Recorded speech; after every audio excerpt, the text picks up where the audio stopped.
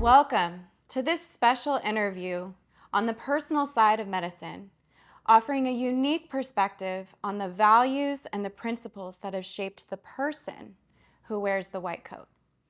I'm here with a distinguished doctor who's dedicated his life to healing. Thank you, Dr. Doss, for joining us and sharing your personal side. Oh, Christina, good to see you. Good to see you. So, what inspired you to get into medicine and then later urology?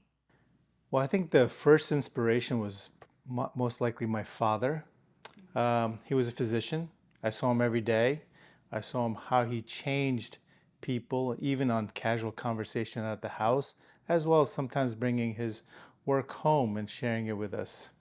And I saw the positive effects and some of the negative, but I knew it was something that I would be interested in.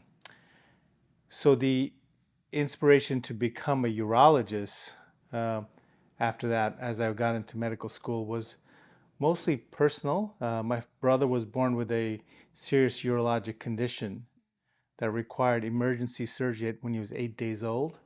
I was young at that time, but I know that was sitting in the back of my mind. So as I was going through medical school, I knew that was a part of something that would maybe help people in the future. So that urologic condition eventually led to him requiring a transplant at a later date. So I think that impacted me significantly. What hobbies or interests do you pursue that influence the work you do? Well, I've always worked on a lot of different things mechanical. So I worked on cars when I was younger. I rebuilt engines.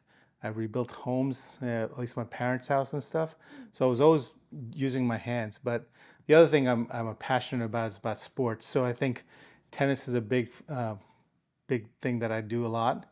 And the repetition of the same thing, working with your hands, trying to achieve some perfection in either a stroke or a technique is important to me. And the ability to use my hands to help people was always part in the forefront as I was going through medical school. So, and the competitiveness, not necessarily the sport, but the competitiveness to get better at something has been always been important to me. Sure.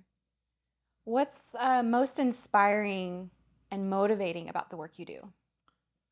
I think technology is inspiring for me, seeing how we've changed from one one decade to the next decade each as we're going through things is inspiring. So technology is really important, but also to see uh, and be able to help people on a daily basis, it inspires you. You get one thank you, even in 1 month, it's good enough most of the time. Hopefully, they say thank you more than that. Well, so what personal experiences have you gained in your job that have influenced your worldview or personal value? So my experience is that I think it doesn't matter where you come from, where you live, and what socioeconomic group you are. You are always interested in your health and to live longer and a better quality of life. I saw that a lot when I traveled a lot for lectures and whatever, and doing actually other surgeries in different countries.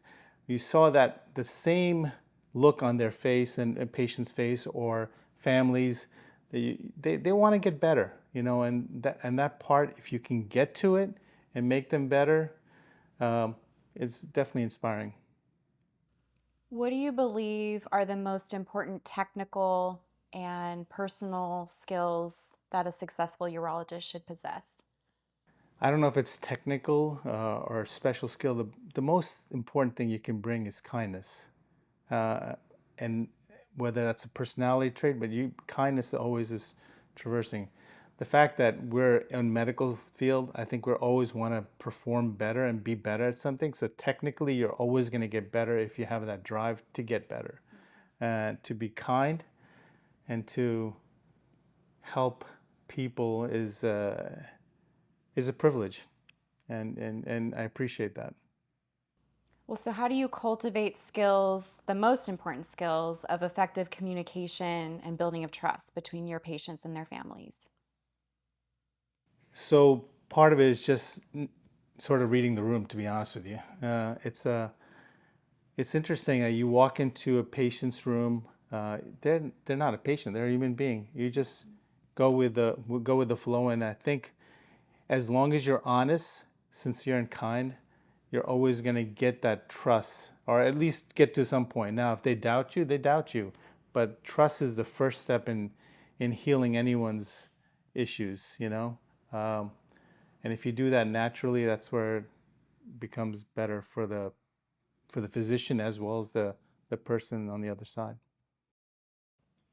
Well, so how do you handle patients that are hesitant or concerned about seeking your care? Really tough question, but I think there's a lot of information there. There's Dr. Google out there, so I think what you have to do is, at least for me, is ex- respect their doubts. Respect their doubts. Maybe offer them sites that they can look up, do their own research, more valid sites instead of the quote unquote fake news that we have. But you know, you want to make sure they get to real medical sites that they can actually do some research on things that we talk about in the room. Um, and hopefully they get to it. And if they don't, you know, I think that's they found a different person or a different place to go to. That's totally their decision. Yeah. Well, so how are you involved with and preparing for all the changes that come to the field of urology? Well, there's several ways to do that. You know, part of it is just keeping up with the literature. Part of it is joining national organization. Part of it's going on courses or teaching courses and trying to keep up with technology.